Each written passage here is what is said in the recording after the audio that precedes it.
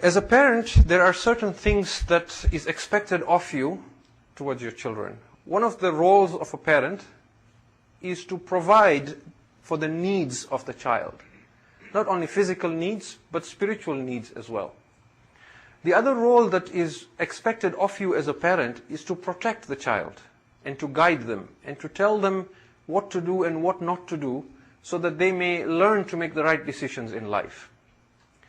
But when we take this idea of being a parent too seriously, when I walk into the house thinking now I am the father and now I'm playing a certain role, then that providing the needs of the children sometimes ends up being spoiling the children excessively and giving them everything they want because I take that role too seriously.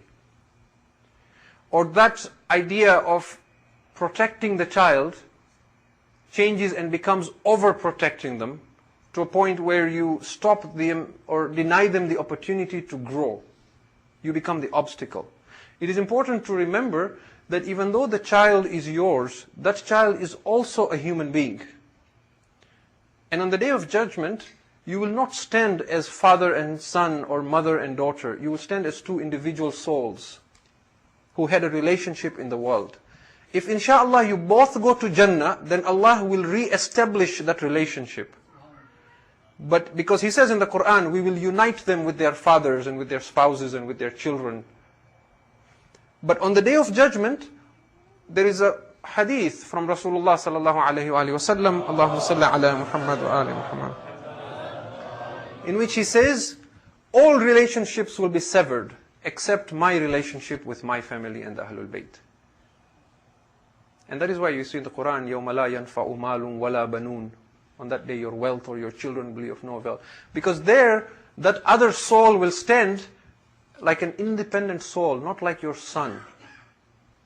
And it will complain. This person gave me food, shelter, clothes, but did not send me to the madrasa. I did not learn religion, and that is why I went astray. You will not be able to say, but you are my son. That relationship is not there anymore. Okay. So, it is important then that when you have a relationship with your child, you give them a genuine attention as a human being and not just as a role that I am the father. A lot of times parents think giving attention to the child is constantly nagging them to do things.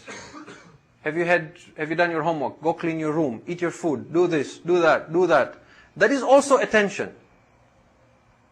But that is not the kind of attention we're talking about. And so the child grows up thinking, well, what is the next thing we have to do? Because at every stage is do this, now we're doing this, now we're doing that, now we're doing this. And in a lot of homes, that's the standard idea. What are we doing next? True attention is when you can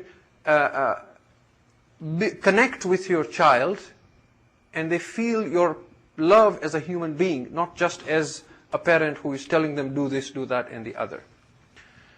On the flip side, though, as we said, that when we take our roles too seriously and we become overprotective or we spoil them, we get addicted to that role, and the ego now needs that role to identify with it and believe that I am someone important and this is what I do. The result of that is, when my child is 30, 40, 50 years old, I'm still playing the role of a parent. And I'm still telling them what to do. I still know what's best for you. And so, sometimes, the unspoken message is, I'm your parent, and the child is like 40, 50 years old, they have children and grandchildren of their own. But the message is, I sacrificed everything for you in life, don't disappoint me. I want you to become someone special in this world so that through you I can be someone special.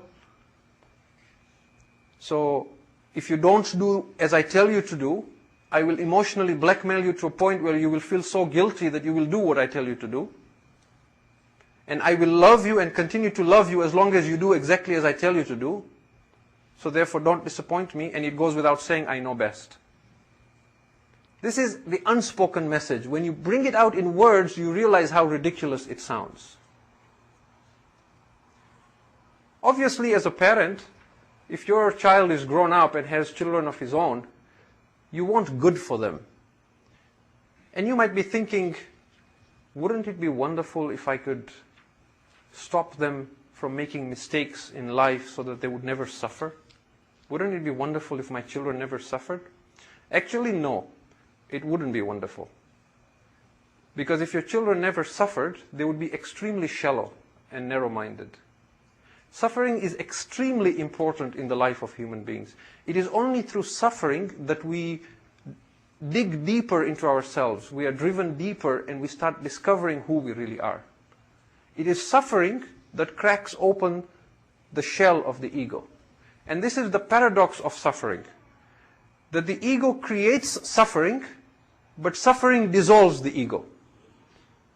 And we shall talk, inshallah, time permitting, towards the end, for almost an entire session, we shall talk about suffering and its concepts. But the difference between the ego creating suffering and suffering dissolving the ego is that suffering dissolves the ego when the suffering is done consciously. But we shall talk about that later on, inshallah. For now, it suffices to say that when your 30, 40, 50-year-old son or daughter was a little child, there was a time you may have held the bottle for them while you fed them. But at one point, you stopped holding the bottle and you asked them to hold it themselves. Why? Because you wanted them to learn and to become independent. There was a time you stopped feeding them with your hands. You gave them the food in their own hands so that they will learn how to eat themselves. In the same way, this child of yours who is now an adult, teach him how to hold his own bottle, so to speak. He might slip and make a few mistakes, but that is how he will learn to be a good parent as well. And so because in our culture we tend to live in extended families, or even if we don't live in extended families, we tend to have a close relationship, sometimes this becomes a source of conflict where we find grandparents interfering, so to speak, in how their children are raising their own children.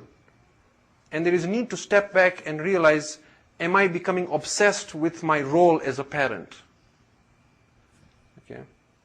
Now, if you happen to be that 30 or 40-year-old